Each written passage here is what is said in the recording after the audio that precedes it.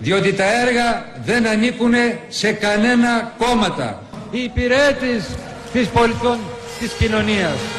Αυτός είναι πλούτος του Έλληνα λαού. Όσο και δεν αρέσουν οι αλήθειες στη Νέα Δημοκρατία. Πούντι τώρα και υποστήριξη για την αγρότητα, για την αγρότηση.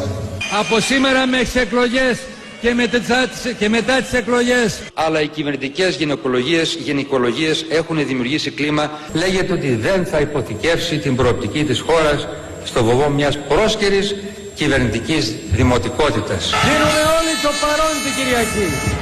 Τις κάλψες. Κάνουμε και εμείς τη σαρδά μας. Εμείς μιλάμε δικαιώματα. Είναι δικαιώματα για όλους η εργασία. Είναι δικαιώματα για όλους η παιδεία. Μια κυβέρνηση με επιλογές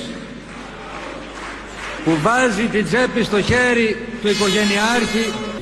Εμείς βάζουμε στόχο το 2015 η Ελλάδα να είναι στις πρώτες στην πληροφορική στην Ευρώπη σχολεία.